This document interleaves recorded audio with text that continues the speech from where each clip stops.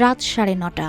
হঠাৎ করেই জাহাঙ্গীরনগর বিশ্ববিদ্যালয়ের একটি আবাসিক হলের নির্দিষ্ট কক্ষে নীরব অভিযান শুরু করে বিশ্ববিদ্যালয় প্রশাসন। গোপন সংবাদের ভিত্তিতে চালানো এই অভিযানে প্রথমে চোখে পড়ার মতো কিছু পাওয়া না গেলেও ঘরের ভেতর তল্লাশি চালানোর এক পর্যায়ে বিছানার নিচে লুকানো অবস্থায় মিলতে থাকে একের পর এক বোতল।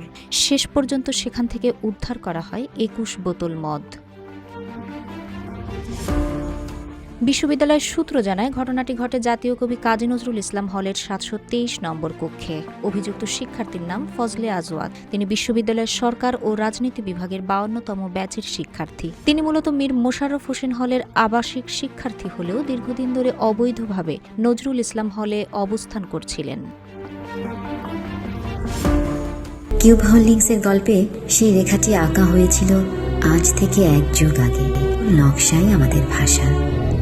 Cube holdings limited. এ বিষয়ে অভিযুক্ত ফজলে আজওয়াদ বলেন, আমি কোনো মদের ব্যবসায়ী নই। ফ্রেশার্স নাইটে বন্ধুদের নিয়ে পার্টি করার জন্য এসব মদ আনা হয়েছিল। তবে হঠাৎ এক বন্ধুর বাবার মৃত্যু হয়, পার্টি করা সম্ভব হয়নি। সে কারণে মদগুলো রুমে রাখা ছিল। এদিকে বিশ্ববিদ্যালয়ের একটি সূত্র জানায়, অভিযুক্ত শিক্ষার্থী মীর মোশাররফ হোসেন হল সংসদ নির্বাচনে ছাত্রদলের প্যানেল থেকে সমাজসেবা সম্পাদক পদে নির্বাচন করেছিলেন। তবে এই বিষয়ে শাখা ছাত্রদলের পক্ষ থেকে দাবি করা হয়েছে, অভিযুক্ত ফজলে আজওয়াদ ছাত্রদলের কোনো কর্মী নন, যদিও তিনি ছাত্রদলের প্যানেল থেকে নির্বাচন করেছিলেন। ঘটনার বিষয়ে বিশ্ববিদ্যালয় প্রশাসন প্রয়োজনীয় ব্যবস্থা গ্রহণের প্রক্রিয়া শুরু করেছে বলে জানা গেছে।